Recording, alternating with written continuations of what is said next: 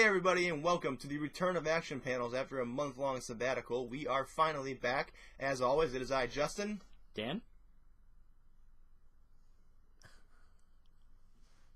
Theme music.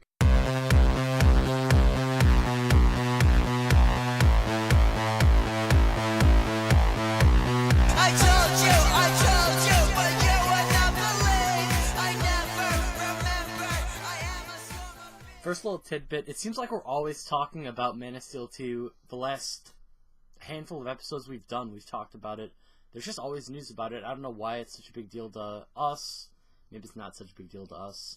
But it's a big deal for comic book fans. Hopefully it's going to be a good adaptation. We'll see what happens. Zack Snyder's Man of Steel 2 got moved from July 17th to May 6th, 2015 to 2016. This gives the Avengers 2 summer of 2015, and people were thinking 2016 was going to be the year of Man of Steel 2, but Marvel has already announced that X-Men Apocalypse is going to happen May 27th, 2016, and Amazing Spider-Man 3 is going to happen June 10th, 2016, so it's already looking like Marvel's going to be taking some of that over. There's been some casting news since then that we haven't announced. In addition to Gal Gadot being announced as Wonder Woman, they have announced Jeremy Irons is going to be Alfred Pennyworth, Batman's butler. And one of the most surprising casts, Jesse Eisenberg has been announced as Lex Luthor. What do you guys think about that? Jeremy Irons is one thing. I feel like he's kind of a little bit too young to be. I don't know who that is. If you've seen him, you'll see he's kind of a young guy. He's not. So that raises the same question I have with Jesse Eisenberg, where, I mean, we have seen movies with Jesse Eisenberg, a really good actor, and I'm dying to see Richard Ayoade's The Double, in which he plays the two main characters, and what I've seen from trailers and previews of that, it looks just completely amazing. So I mean, I have faith in him as an actor. My question is mainly, where are we in the mythos? Because if it's a young Lex Luthor, he can definitely pull it off, and that when we already have what we assume is a younger Alfred. So, I mean, depending on where we're set in this timeline, I could see a lot of this casting working, but it's sort of up in the air at this moment. I just feel like by the time that by the time that Bruce Wayne returned from his absence, Alfred was already a pretty old guy, and I think it's going to make the movie pretty awkward to have two younger guys living alone together in a mansion. Like, it's going to be... Party mansion. It's going to be kind of weird. I'm used to Alfred being the old caretaker instead of being the young, go-getter. Maybe he's Robin in this movie. That would be awesome. I would be into that. But my thing about Jesse Eisenberg, I can never pronounce his name right. Michael Cera. Michael Cera. Definitely a capable actor, but why is he gonna be Lex Luthor? Like, one thing that I saw brought up is, well, when they first announced him, I couldn't picture who he was. I pictured Michael Cera, and I was like, well, is it like the dude from Kick-Ass? And then I remembered who Eisenberg was. And then I thought, they would have to cast Lex Luthor. They would have to write him in as someone who's like 19 years old. But the dude's about 30, the same age as Henry Cavill. So they could do one of the buddy things that they were doing with Smallville. Right. I feel like if they put a little bit of prosthesis on him, maybe a bald cap, maybe some makeup, he could be convincing. Also, it's worth noting, I was looking for news today, and someone had posted a story saying Lex Luthor is rumored to be bald in this movie. And I thought, why would you fucking even post that story? Like, how is that breaking news to anyone? Well, I mean, we have established that DC can afford a wig budget. Right. So we can get a bald cap. Well, maybe they're trying to go the X-Men First Class route, where it's like, oh, look, he's got hair. How's he going to lose it? What's going to happen? I'm not... How's he gonna lose? That's my thought. That was the tagline of First Class. It was how's he gonna lose it? How's he gonna lose it? I'm not familiar with Superman mythos. So does Lex Luthor inherit his company, or does he build it from the ground up? I believe he built it from the ground up, if I'm not mistaken. I could be wrong though, but at least in I'm not familiar with Superman. In the few adaptations I have read of Superman, for example, Red Sun, he builds it up by himself through innovations and being a brilliant genius. So what I'm assuming is that this is going to be a sequel to The Social Network, and we're going to go right from when he finishes building Facebook. And Facebook is going to switch over to LexCorp. Right, exactly. So, that was my biggest thing with Jesse Eisenberg, is that I thought, at first I was like, why is Jesse Eisenberg going to be Lex Luthor? Like, he's not that menacing, you know, he may be 30, but look like he's 12. He's not that menacing at all. But then I realized, in this day and age, what's the one thing that'll ruin the entire world? Taking away Facebook. He invented Facebook, and he's taking it away. This is better than the plot of Superman 2 when he's trying to build an island of kryptonite. Yeah, but now, you take away Facebook, everyone's up in arms. As I've learned from my time on the internet, my brief existence on the internet, is that you could show people a 5-hour documentary about the terrible tortures and murders that are going on in another country, and no one will bat an eye. But the minute you post a rumor that they're going to take away your Facebook or they're going to change the Facebook rights, everyone fucking loses their shit and there's riots in the street. So if Jesse Eisenberg takes away Facebook, that's it. I mean, I think that you might have uncovered that Facebook really is less in real life, not just in the movie. Because, I mean, what company builds a brand we love and then slowly changes the layout just to fuck with us, other than a supervillain? They're supervillains. I think we've just uncovered a really big conspiracy here. Well, you know, they say that religion is the opiate of the people, but it's probably Candy Crush Saga. It's Candy Crush Saga and Facebook and Farmville. Did you guys hear about the Candy Crush Saga thing going on right now? No. It's kind of old news at this point. Candy Crush Saga, the company who makes that King They're going to make a comic book, Candy Crush and then Saga together? Yeah, no. I didn't consider Saga the comic. So Candy Crush Saga, the King Games people who make Candy Crush Saga, applied for and were approved on copyrights for the title Saga and the word candy in video games, media, books, movies, apparel, and something else. And there's a game out right now called The Banner Saga on the iPhone and iOS, and it's a game about fucking Vikings, and that's being taken down because of the word saga in it. I didn't consider that saga is nothing but the word saga, and their argument is that people are going to confuse anything with saga for their games because all their games are blank blank saga. I was hoping you were going to say they were going to create a theme park. They might. I'm really let down that wasn't the news. They might make a theme park. Why else are they tightening their copyright if they don't want to make a theme park? To stop, they do their copywriting and to stop porn companies from making parodies of Candy Crush. There's Candy Crush porn in development. Yeah. It's Jesse Eisenberg starring in it with Michael Cera. Cera? Yeah. It's him himself. I mean, they really, earlier I mentioned the double, they really could have cast the two of them side by side, and you still would have thought he was seeing himself. Right. It's kind of like, I think Bill Hader and Rainn Wilson look a lot alike, too. Yeah. But, speaking of Michael Cera, we've got his pal, what's his face? Seth Rogen. Yeah, his pal Seth Rogen and his writing partner Adam Goldberg. So I knew Adam Goldberg off the top of my head. I don't know why I know Adam Goldberg off the top of my head. Probably because his last name is Goldberg.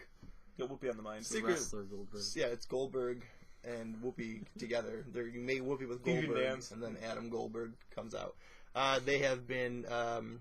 it's been confirmed by AMC. I know we talked about it on a previous episode. It's been confirmed that they are going to be writing the adaptation of my favorite, Preacher, starring this man himself, JC, Jesse Custer. Did you guys know it's an anagram for Secret Jesus? I did not. And now I know. But, yeah, like I said, speaking of Michael Cera, I'm thinking that Michael Cera is going to be cast as Cassidy. They're going to have Jason Segel as Herstar. And then Jesse himself is going to be James Franco. And that's the casting. And Judd Apatow's going to direct it. So it's going to be a pretty good series. Paul Rudd's Santa Killers? Yeah, Paul Rudd's Santa Killers. Okay. I mean, there might be a weird contract thing with, him at Marvel and no. Ant-Man. We'll see what happens. Judd Apatow can get about anything. Yeah. But, yeah, we talked about it before. I'm excited for it. I personally would fan cast James Franco as Jesse Custer. That's just me. I think he's got a good look for it. Actually, I think he could pull off Jesse Custer or Cassidy, but I'm going to lean towards Jesse Custer. Whenever he grows out his hair, it's like a fucking nut job, and I think he can pull a good Jesse Custer.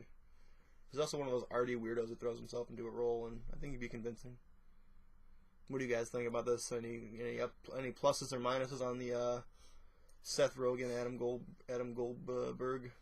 I'm not super familiar with Preacher, but I've read that Garth Ennis and Steve Dillon are super okay with what they've read so far with their adaptation, and I feel like AMC is going to give them a little bit more freedom to do what they want with it. Unfortunately, I still wish it wasn't on AMC because there's just so much you can't put in on AMC. I mean, like The Walking Dead gets pretty gritty and gory, but there's so much sex and swearing and other things that make Preacher. Well, I mean, you're basically combining the sex and swearing of Madman with the violence from The Walking Dead. Yeah, but I mean, if you guys I know you've read one book of Preacher, but I've read 3 books of Preacher. When you get into it, there's a lot of sex, right, and a lot of violence, and right. a lot of just... But my concern is you're not considering that they other than with season 1 of The Walking Dead, they were super concerned with continuity. But then from then on out, they were like, this is like a 10-year-old comic book. Why are we super concerned with continuity? Mm-hmm. And I feel like that's probably going to be the way that Preacher's going to go, where it's not going to be to the book. Mm-hmm. Right. But I think also they're written a little bit more in favor of a TV adaptation than, say, The Walking Dead, whereas each book itself could be a season. You know, right? That's like 8 seasons, and they all fit. Each arc fits very comfortably into itself, right? And then towards the end, they sort of connect each arc. But the first ones, they all connect very well, like an English film. Like an English film. So we can have Guy Ritchie direct it, so all the plots connect at the end. Guy Ritchie can pull it off. He's got a good flair for violence and sex. He married Madonna, for Christ's sakes. I mean, that's nothing but violence and sex. So she's going to be Tulip. We're going to get Guy Ritchie to direct it. Jason Statham as as Jesse Custer. Jet Li is going to be Ja Rule, Santa Killers. Well, now we're not. Now we're stepping away from Guy Ritchie. Now we're going. I just wanted Ja Rule to be in it. I mean, he's busy. He's probably going to be boxing George Zimmerman just like DMX is. Tag team match? Tag team match, yeah. He had mentioned Paul Rudd, Ant-Man. Edgar Wright's Ant-Man got moved from November 6th to July 31st to sort of be involved with that blockbuster summer. Paul Rudd is... Wait, did it get moved forward or back? It moved forward. Okay. Right? Yes. Well, I don't know. You mentioned 2 months, but you didn't mention years, so I wasn't sure. Oh, well, same year. Okay. Paul Rudd is going to be Ant-Man. That was announced a while ago. Michael Douglas is also going to be Ant-Man, which sort of confused me until I realized Paul Rudd is going to be Scott Lang, the younger version. Michael Douglas is going to be Henry Pym, the older Ant-Man, the mentor. So when does he lose his hair? We'll see. Okay. They were announced. They announced recently. They were announced. Good, everybody. Evangeline Lilly from The Hobbit: Desolation of Smaug is going to be playing, I guess, the love interest, the female love interest. We're thinking it's going to be a Wasp. I'm not super familiar with Ant-Man. I don't know. I'm just going with it. I trust Edgar Wright. What do you guys think about Ant-Man? I trust Edgar Wright. His fight scenes are awesome. Fight scenes are incredible. I recently rewatched Scott Pilgrim twice because it was on Comedy Central 2 nights in a row. Right. Yes. So recently we watched that. The fight scenes in that are incredible. And then if you haven't seen the end of the Cornetto trilogy, The World's End, amazing action movie, well written. A lot of good fight scenes in Hot Fuzz as well. A lot of good fight scenes in Hot Fuzz as well. So I trust Edgar Wright to not only give us a good, I guess, somewhat faithful adaptation to the comic book, and also a good mix of comedy and action. And what I loved about that is I've heard interviews with Brian Lee O'Malley, and he said that he actually had very little to do with Scott Pilgrim, and everything that's true to comic is true to comic. Edgar Wright wanted it that way. He captured the same feel, the same just sort of imagery and everything, and he did that all on his own just because he wanted to be true to it. Right. I remember Kevin Smith said when he saw it when it premiered, he was like, I don't want to say that he brought a comic book to life, but he brought a comic book to life, and it's awesome. It's a good movie. Unfortunately, it's one of those movies, one of those rare cases where critics loved it, audiences loved it, but it just couldn't find an audience because it's such a niche comic. Very much so. Especially it's a comic book that's billed as a manga, so a lot of people who like comics are going to go, "Oh, that's like manga sized. Why would I buy that?" Sort of was already a niche market, right? And then they made a movie about it. Like, which, comic book movies, same thing with Kick-Ass. Kick-Ass did well critically, but in making its money back, it's such a niche market to find a hard R comic book movie, which is, I think, a lot of the reasons why Preacher was never turned into a comic book, or why there's no Deadpool. Why there's no Deadpool, yes, because you get a hard R comic book movie, rarely works out. I mean, you can either be the first Blade did well, and then you've got Kick-Ass, which did good critically and audience-wise, but not money-wise. Was the whole Blade trilogy R, or just... I think it's all R. They all suck really? Except for the first one. Whoa. Blade Trinity? I'm gonna agree it sucks. It's got both Triple H and Ryan Reynolds. You guys also didn't like Rise of the Lycans, so what do you know about that kind of movie? A lot, because the first one was fantastic.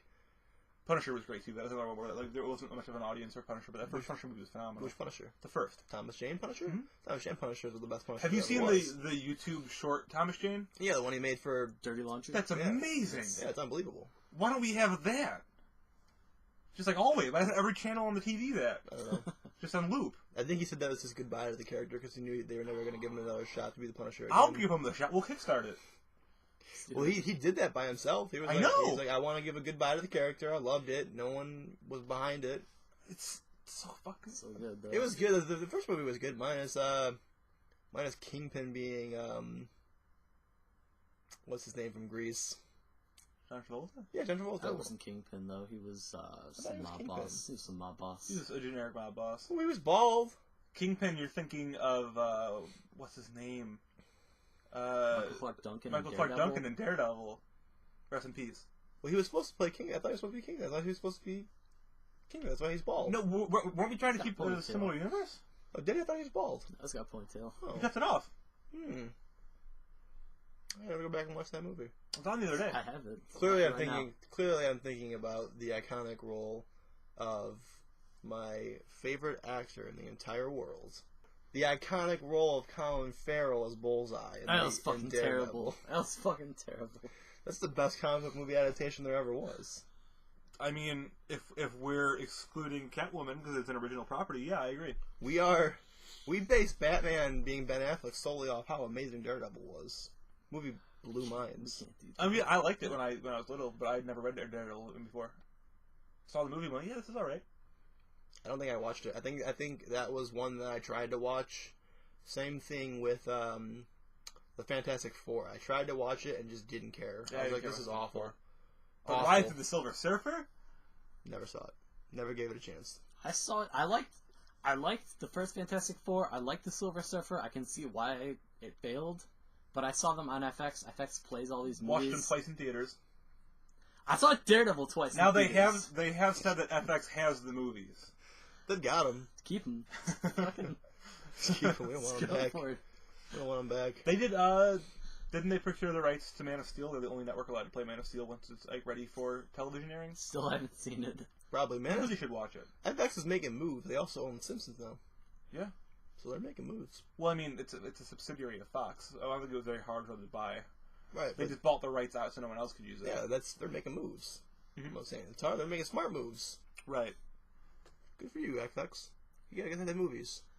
You also got Except Archer. I do think it's really dumb that they're going, oh, if you want to stream The Simpsons, buy our like streaming service and our apps, as opposed to saying, hey, we'll loan this out to Netflix or Hulu, because that's where the market is. Like, you're not every company is like, oh, we're going to get our own app. You're not going to compete with Netflix and Hulu. Like, it's not going to happen. What about WWE Network? Yeah, speaking of, Well, that WWE Network isn't just rebroadcasting shows, though. That's a niche thing with a big group, but it's for people who are into wrestling. If you guys haven't heard about WWE, it's a network, right? Yeah. They're having, is it 24/7, isn't it? Yeah. The 24/7 streaming service. It's either monthly or annual fees. That's going to have a ton of classic stuff as well as all new programming, like that Sweet Diva show you got right now. So we're going to have a lot of good content on that. But I think that's not necessarily trying to compete with a Netflix or a Hulu, because they're just going to be one subject matter.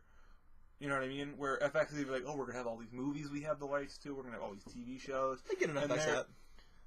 Right, but I'm saying that you're like, if they're charging for it, if it was $7.99 a month, you're like, oh, am I going to pay for so I can watch reruns of Arrested Development that I already have on Hulu and Netflix? You know what I'm saying? Right. The only appeal to that is going to be The Simpsons currently. The only appeal of that would be if they pull who was the company that separated themselves from Netflix and took all their titles with them. A couple people have done it, but they've all gone back. Oh, have they? I know one's currently doing it. I'm missing a lot of stuff on there I'd like to watch. The only way I think it would work is if they yanked off, How I Met Your Mother, Arrested Development, Archer, The League, and stuff like that. And we're like, well, the only way you guys can get it for streaming is if you come to our site. That'd be a lot of money, though. How I Met Your Mother broke world records for syndication deal. Yeah. I was like, it's I think it is the largest paid ever for syndication, maybe before The Simpsons, but the largest deal. I don't think they would be able to afford The Simpsons alongside like How I Met Your Mother. Hey, they've got movie money, man. They do have the Movie movies. money. I forgot. So they could just hold the movies hostage. Like, if you guys ever want to fucking see The Green Mile again, You're gonna give us How I Met Your Mother. R.I.P. Michael Clark Dunkless, whatever. Twice his he's name come is. up. Michael Clark. Dunkless. Dunkless. Dunkless. He couldn't dunk. He was too big. He'd break the rim. He's like Shaq. The monster. Dunkless. Shaq retiring the name Shaq. Does he? Yeah. So Shaq Fu's back up for grabs? Oh, I hope so. Well, they're making a Shaq Fu 2. What? You guys didn't hear this? No. They announced. I don't know if he's funding it or they're kickstarting it, but they're making a Shaq Fu 2. That was announced recently, and I think that with the release of that, he's retiring the name. Good for him. He kept it just long enough to gain steam on a Shaq Fu 2. And with that, we end the podcast. You guys done anything else you want to add? It's not a super lot of news. They announced a couple days ago. Actually, it was, depending on when this is aired, it's going to be a couple days ago. This was yesterday for us. Constantine. You're ruining the illusion. This is a live broadcast. Live broadcast. Live broadcast streaming to YouTube. Leave your comments below. We'll get back to them in the video. It was announced that NBC had ordered the pilot for Constantine. Neil Marshall from Game of Thrones and The Descent. He's going to be directing. They don't know too much about it. They haven't cast a lead. But it's going to be set in the U.S. Keanu Reeves. Keanu Reeves? I fucking hope not. Keanu Reeves. Keanu Reeves? So you're saying you Jet didn't Li. like Constantine now? Jason Statham. It's okay. This is set in the U.S. They don't know the lead. Oh, God. But the lead's going to be British. He's going to have blonde hair. Okay, good. Uh, I was already out. We'll see what happens. I was trying to watch the Keanu Reeves version last night, actually, and I couldn't fucking do it. Why? I got halfway through it, and I was like, I can't finish it. I don't care. It's another one of the movies I saw prior to caring about comic books, and I was like, this is good. I feel like Constantine, I feel like if you don't like comic books, if you separate it from a comic book, it's a pretty good movie. The game was great, too. That was a pretty good game. It was a game. Not as good as we mentioned before, not as good as the Punisher game. That Punisher game was phenomenal because it was violent as shit. You got to interrogate people. Also, the Matrix game was good. You didn't like it, though. Dick. I remember wanting to like it. I remember. Fuck, that's over. That game was glitchy as shit. It was. But it was awesome. You could bullet time. We had to buy 3 copies before we could beat the first helicopter boss. It was pre-Max Payne, wasn't it? Bullet time. It was fucking awesome. I think it was around the same time as Max Payne 1. You like run up the walls and shit. It was That was cool. Futz. I like that. Was it called Bullet Time? Because wasn't it Bullet Time in Max Payne, and then they had to change the title to something else? Maybe, I don't know. Because I know someone owns Bullet Time and someone else got screwed. I would assume it's the Matrix, because didn't they kind of like coin that with the movie? I think you're thinking of, what's the one where you can frickin' turn the bullets? What movie is that? That's Wanted. Yeah, I think you got that Wanted. No, I'm pretty sure they coined the term because the Matrix, the first one's great. We're not going to talk about the second two, but the Matrix kind of were the first people to do that. Like, this is pre-Max Payne. That movie was the first to be like an overabundance of like, here's a fucking fight scene where every 5 seconds we're going to slow it down, and like, so they kind of invented that genre. So I feel like maybe they invented the name and then Max Payne. Possibly. I could be wrong. I don't know. Max Payne could have been like, that's a cool idea. Let's coin the term. And pull the fucking Candy Crush Saga. I want to say Max Payne coined the term, but the Matrix definitely did it first. Right. We're gonna research What did they this call it in by next podcast. Well, I don't think they gave it a name. I think I thought. No, there's a meter. It says something. Yeah, we could look. So I remember being like, "Oh, they couldn't use bullet time, huh?"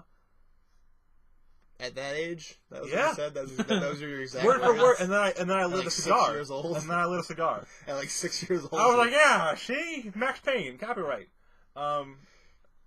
Speaking of Max Payne, that's a phenomenal series. That movie is awful too. I love Mark Wahlberg. Well, has there been a good video game movie? No. Mortal Kombat's not great. It's okay. Super Mario Brothers. Yeah, that's great. That's real good. Conversation over. I feel like the Doom fucking sucked. Hitman sucked. I feel like Max Payne sucked. I feel like the first Tomb Resident Raider's Evil. okay. The first Resident Evil, I think, if you take it Yeah, apart, but that's That the wasn't IP. even based off of the game at Anything. all. Right, it's the IP, but So. it's not a game movie. so. That's like saying, "Oh man, that Halo TV show is going to be really true." It's no, it's set in the same universe, but it has nothing to do with the game. Right, but I feel like it was still a basic premise. You know, you got a little. They mentioned Raccoon City every movie just to get your dick hard. So, like I said, first Tomb Raider's okay. I just can't. video games never good ever. Just doesn't. It Hitman doesn't was terrible. translate. That guy's a good actor too. He's Unjustified. He's a pretty good actor. I can't even think of any other video game movies that are that bad. I can't even think about them. Yeah, they're all been pretty awful. And on that depressing note, we end the podcast. So, Hope you guys enjoyed the first episode back. It's been a little bit shorter. We're also down a member, but hopefully that we made up for it and you enjoyed it. As always, you can find us on the Instagram, where all the young kids are using to post pictures of their genitalias and their crushes on Mondays and Wednesdays. You can find us there at Action Panels, and join us at the Candy Crush Saga movie premiere next Friday night. We'll be there handing out crushes on candy. Come hang out at C2E2. We will be there. We will. So if you hate the show, you like the show, you want to come hang out, we'll be there. We'll have stickers, buttons. Dan will be posing as Tony Moore, signing autographs. Dan will be posing as Tony Moore. We'll be have a bunch of stuff. We'll be there all 3 days. So check us out. Say hey. If you don't like us, say fuck you. Anything will work as long as we know you're watching. So as always, you want to three-way it? No? You don't want to? No? Okay. No. No? No. You don't want to say it? Nobody? Should I just say it? Mm-hmm. Okay. As always, it's not just messed up. It's also cattywampus. Hey, America. I wish we could just zoom in on the eyebrow.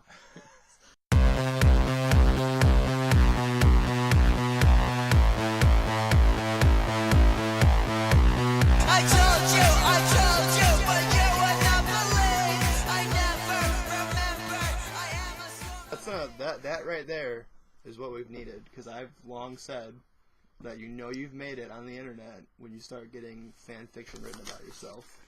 So now, because of those Waggly Sex Brows, we're gonna have so many fan fictions written about us. I don't know how they're gonna start. I just want to know when but they're all gonna end in whoopee. I just want to know when we start our funk band called Waggly Sex Brows. Waggly Sex Brows.